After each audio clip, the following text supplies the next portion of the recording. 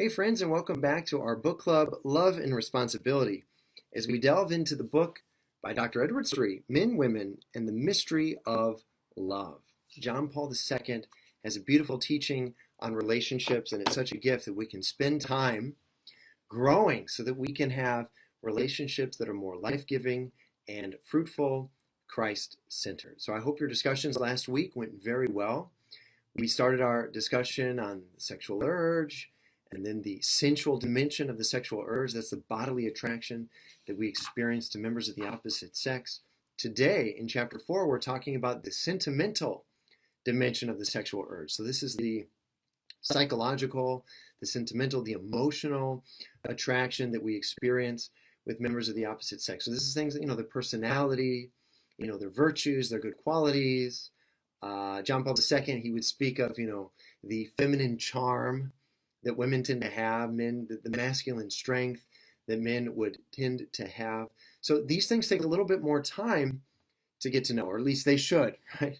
As we discern, these qualities in the other. The sensual dimension of the sexual urge, this is noticed right away, right? We see someone with our eyes, we haven't talked to them yet. We don't even know this person, and yet we experience this attraction.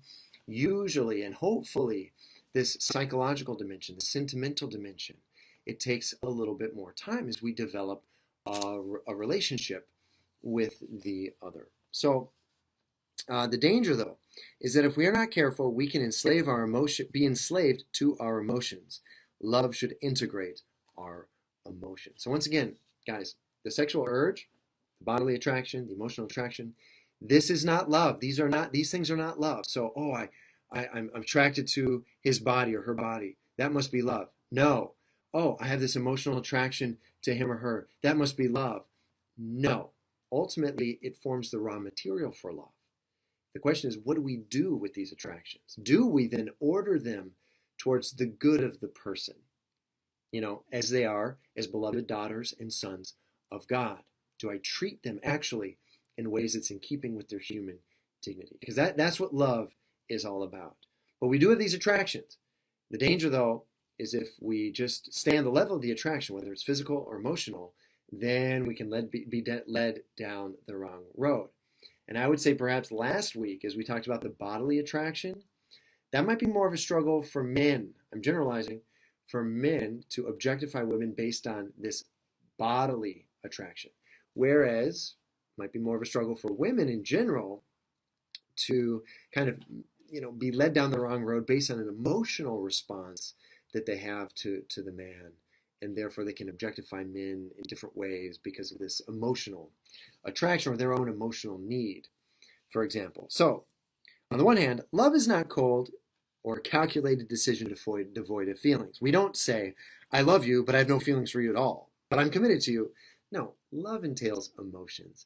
Love is going to have feelings, hopefully, that are a part of it. But once again, the danger is just staying on the level of feelings, not doing the work that's entailed in really discerning the character, in a true sense, of the other person. John Paul II is concerned that people think of love in terms of feelings. Oh, I feel this way about him or her, therefore I must love. Therefore it is love. Not true. Love requires effort, says John Paul II. It is a virtue that involves sacrifice, responsibility, and a total commitment to the other person. So if you don't have total commitment, it's not love. If you don't have true responsibility and sacrifice, it's not love. Don't let him dupe you, ladies. Don't let him dupe you. All right, see, we get caught up in what Dr. Sri says is this Titanic phenomenon. I don't know if you've seen this movie, Titanic. It was really big when I was in elementary school. People would go see this movie maybe 4 or 5 times in the theaters. And it basically was just this big emotional roller coaster. You got this guy and this girl, they meet on the Titanic, they fall in love. It's just like my heart will go on, that powerful song. It's all just so emotionally driven. And I think a lot of people can get sucked into thinking, this is what love is all about. And the second I don't feel or experience this towards another person, love is gone. I need to get out of this relationship. Oh my gosh, divorce, etc. Bad decisions are made. So the point is, a movie like that dupes us into thinking that's what love is all about, when it's not what love is all about. John Paul II is worried that if we're carried away by our emotions, we might miss the important question. What is the truth? Is he really a virtuous man? Is she really a good woman? John Paul II says, we don't make a decision like that on the level of emotions. He says, feelings are blind, for they are not concerned with knowing the truth about the person. And he illustrates this with a good example. All right, so he would say 2 plus 2 is 4, not because I feel that it's 4, but because I know that it's 4. It's because I've used my capacity to reason, to discern. Okay, 2 plus 2, yeah, that's 4. Okay, yep, that's true. Yep, use my mind. I reasoned my way through it. Same thing with other people. He or she is this way, not because I feel that he or she is this way, because I use my mind to discern based on objective things he has said or objective things she has done to determine whether or not he or she is that man or that woman of this particular character, of this particular personality, right? With these particular virtues. Our feelings can be misleading and are not the best guides for making long-term decisions about someone. We have a tendency to be swept away by emotions and to avoid questions of truth. And this is characteristic of sentimental love, right? So we just have this basic tendency to be carried away by our emotions, and we don't do the hard work that's needed to ask the tough questions. Is he really who I think he is? Is she really who I want to believe she is? We are inclined to exaggerate the value of the person we have feelings for, downplaying their faults and ignoring any problems we have in the relationship. Guys, we don't want to do that. We don't want to exaggerate. Ooh, after the first date, oh, he's such a gentleman. He opened the door for me. Wow, he must be just the best guy in the world. Well, maybe not. Maybe he was just, had a moment of glory there. Who knows? You got to take the time is the point to really discern. You need to step back and really see, not just be driven by emotions. So a few examples that Dr. Sri gives, really good ones. Think about these. Take them to prayer. A woman shows up at a Catholic young adult gathering and meets a devout man who exhibits 3.5 of her favorite virtues and is actually somewhat good looking. Ooh. Though she just met him, she catches herself wondering, maybe he's the one, and thinks about him through the week. Okay, there's nothing wrong with this per se, but just don't get duped by it, right? Okay, so the guy prays. That's good. Hard enough to find a guy who prays. But don't let that, that experience and the first encounter then dictate the rest of your relationship. Dupe you into thinking he's really a man of fervent prayer, or he's really a good guy, a man to be trusted with your life in marriage. No, stop, slow down, discern. Use your mind, not just your heart, your emotions. A young man who exaggerates his girlfriend's good qualities while ignoring many problems in their relationship may rush into marriage with the illusion of having found true love. When the real nature of their relationship becomes apparent, he says to himself, I wish I had thought about this before I got married. Guys, if I could share with you the couples that come to me, they rushed into marriage because of these sorts of emotional throbs, and then later on they realize, wow, he's not who I thought he was. She's not who I thought she was, right? Do the work. Don't rush into something based on an emotional charge that you're experiencing towards the other. Last example, a married man may become attracted to another woman and exaggerate her qualities and believe things like, she truly understands me, right? The grass is always greener, guys. He becomes emotionally attached and begins to see her, right? So this is an occasion of infidelity. Oh, my wife doesn't understand me like she does, etc. Bogus. It's going to fade. Don't go down the road. Don't make a sinful decision based upon this emotional experience that you're having, right? So these are some examples. Take them to prayer. They're in the book.